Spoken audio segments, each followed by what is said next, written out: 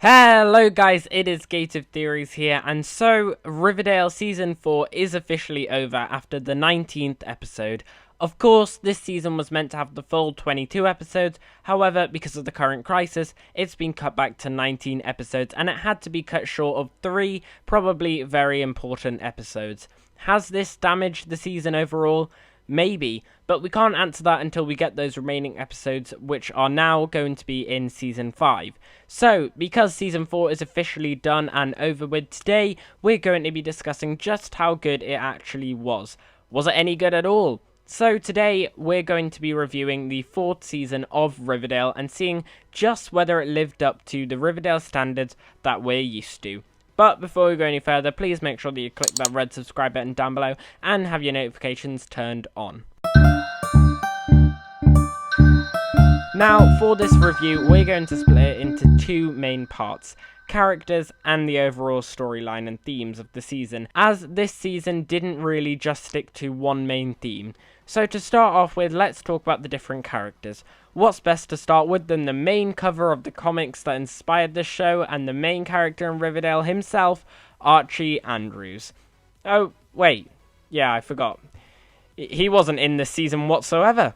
So this probably is my main criticism of Season 4 of Riverdale, the characters. Because if you're not Betty or Jughead, then you literally are just put on one side and never seen again whatsoever. Bearing in mind, over the last 3 seasons of Riverdale, the show has gone into lots and lots of details of building up story arcs and character developments for every single character, so you really feel like you know who they are. However, in Season 4, it just seems like all of that has been thrown away, I guess. Take Archie, for example. He is meant to be the main character of the show. The show is literally inspired by the Archie comics. Sure, Jughead narrates the story and had his serpent gang, and Betty seems to be related to a lot of the mysteries, such as a villain being her literal father, so it makes sense that they're going to be the center of attention most of the time, but throughout all of that, Archie still seemed to be the most relevant character throughout the past 3 seasons. They made sure you loved this character, and he probably has had the most character development throughout the entire show. After all, he's the main character, and after 3 seasons of fully upgrading his character, and I mean a lot of character development, they just seem to think like it doesn't matter anymore in Season 4. In the last season, the start of the entire season just really revolved around Archie as the main character in Juvie, and the storyline was to try and get him out. He had dark and light moments, and his attitude gradually began to shift from just a regular high school football player to a dark crime-solving guy who goes around to stop the bad guys, but quite physically, to then realizing his regrets and so on. I mean, they really worked hard on Archie's character. And then the unfortunate passing of Luke Perry happened, and Archie's main motivation in life, his father, unfortunately died. Now, I know this was going to have effect on Archie's character. I'm not saying it wouldn't have. And the first episode of Season 4 was honestly one of the best episodes ever in the entire series, and that is probably the biggest highlight of the season overall. And I think KJ Apa sold the part perfectly. And it perfectly makes sense that Archie would want to change his moral and do the right things to take after his father. I totally get that, and there were some really nice moments in this season, such as the hanging Fred Andrews memory on the wall of the gym. However, then it just stopped after only a few episodes. It was literally like all of the Archie they had been building up to for the past 3 seasons just went away and was forgotten, as if the only reason why Archie was like what he was in the past 3 seasons was all simply due to his father, and without Fred, Archie's character just doesn't exist. Like, what? Fred was very important, but the character is about Archie, not Fred, and they could have made Archie's character development after his father's death really, really interesting.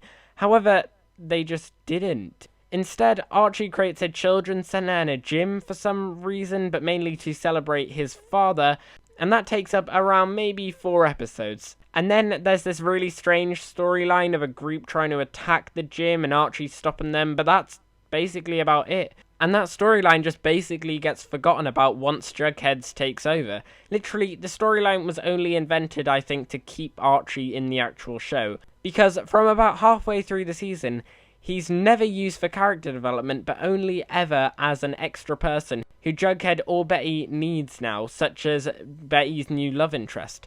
And that's about it. The rest of his character does absolutely nothing throughout the rest of the season. You could literally watch the entire season apart from the first few episodes without Archie, and it probably wouldn't make a single difference. Like, he's rarely in it, and that's what I find really annoying, that they completely just put aside this main character, all because, unfortunately, the passing of his father happened. Although, speaking of a character who doesn't need to be there whatsoever, is Veronica. Now, I don't think this is just Season 4's problem like they did with Archie. Instead, this is just a long-reigning problem throughout the entire show, and I thought by now they'd have fixed it, but in Season 4, clearly they haven't. I loved Veronica in the first season, and in Season 2, when Hiram was first introduced, it seemed like a brilliant storyline and great for her character development. However, what has she done since then? Seriously, please, can someone give me an answer to that? That's right, absolutely nothing. Seriously, they're literally having to repeat the same idea to keep the character in the show. Season 2, Hiram joins and he's a bit suspicious. Veronica and him then start some conflict because they both want business ideas. Season 3 basically is the exact same, however, this time Archie is involved and has been sent to juvie by Hiram. Now, by Season 4, I'd have thought this story would have been over because, frankly, it was getting kind of boring, and I don't watch Riverdale for business. I'd watch other shows for that type of drama. However, yeah, it's still going on after 3 seasons of it. In Season 4, Veronica does absolutely nothing apart from create a new business, and oh, you guessed it, Hiram won't allow her to create that business. It's basically just repeating everything that's happened before. And again, the same story repeats. They fight, Veronica becomes more independent, then they make up. And I bet you, in Season 5, if this carries on, they're just going to repeat it again. Literally the exact same. Veronica does nothing in this season. At least Archie sort of gets his new love interest, I guess. The only thing that Veronica gets in Season 4 is the character being used as a plot device to introduce Katie Keene universe into Riverdale and promote the new spin-off show. That's it. And to be honest, it's just boring now, her character. As for the other main characters and side characters such as Cheryl, Tony, Kevin and Reggie, and even Ethel, they literally have nothing to do in this season and are really only there for pointless side storylines that just aren't needed and are only there to keep the audience not too focused on Jughead's death scenario. And to be honest, they've just become really pointless. There was this one weird mini storyline with Cheryl's Jason doll, but that lasted about 3 episodes, and then Cheryl was never used again, basically. Which is a real shame, in my opinion, because we've seen how badass Cheryl and Tony can be. However, in this season, they literally did nothing. I barely even saw Tony. As for Kevin and Reggie, their storyline was just really strange, I'm not gonna lie. And it really shows that Riverdale is running out of ideas. A tickling business. That's right, a tickling business. No, and for some reason, Reggie and Kevin love that idea. I'm sorry, but there was no need for any of that sort of side plot detail, and it was only used to keep these characters in the show. However, yes, I know most characters did get forgotten about in Season 4, but the characters that are now basically the main characters, man, they were brilliant. Of course, I'm talking about Jughead and Betty. Now, of course, Jughead was going to have a major role in this season. I mean, the whole mystery arc is about him almost dying. Doesn't mean he should have replaced basically everyone else. No, definitely not. But I can see why they were making him bigger in this season. After all, Jughead has been insanely popular from the beginning with his Serpent group and Betty and Jughead being together, and over time, he just became even more popular, so I get why they'd want him to have a bigger role. And as for Betty, well, she just will have a bigger role no matter what. Her character is so complex, and this season, unlike with the rest of the characters, her character has gone through some major character development, and I think they did it really well. And so has Jughead's, which is what I like to see. The chemistry between them is brilliant, and also the tension as well is portrayed and written perfectly, in my opinion. Such as when we, the audience, and Betty thinks maybe Betty has killed Jughead. just some brilliant scenes. As for new characters such as Brett and Donna, I feel like it was a nice change and they added some new dynamics to the show. They definitely aren't the best characters ever, but they're good enough for what they were brought in to do. So overall, the characters were a bit of a disappointment in this season. If you weren't part of the main story arc like Brett, Donna, Betty, Jughead, then you were basically just forgotten about. However, if you were part of the main storyline, then the characters were well planned out. It's just a shame that it wasn't like that for all the characters. Now, let's move on to the storyline, and in my opinion, I really did like the main story arc in the season. This is mainly due to the many hints that Riverdale hasn't done before.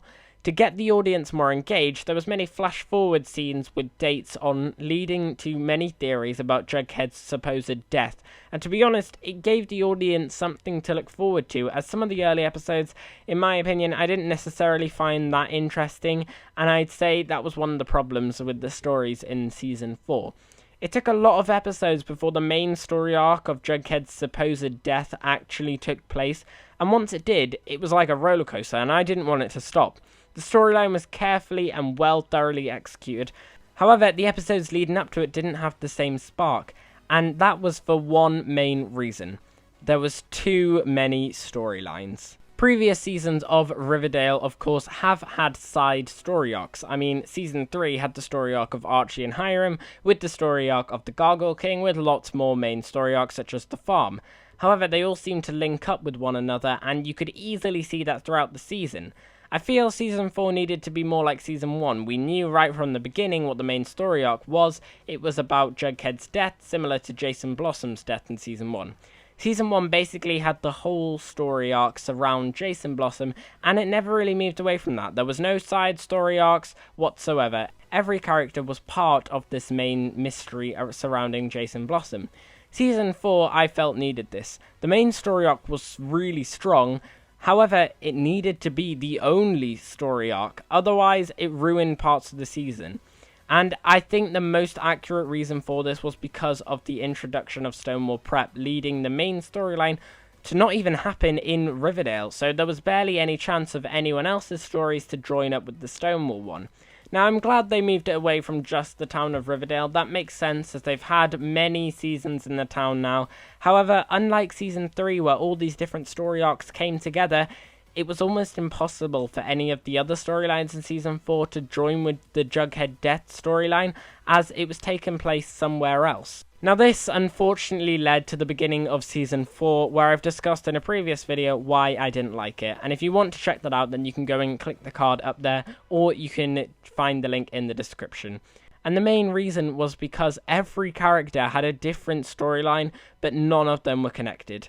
Jughead and Betty had the Stonewall and Jughead almost dying storyline, but then Archie had the Jim and his father storyline, Veronica had the Maple business, and occasionally that involved Cheryl, Kevin had the weird tickling storyline, Mrs. Andrews had a small minor storyline with her new girlfriend, Cheryl and Tony had that weird doll, and just so many more.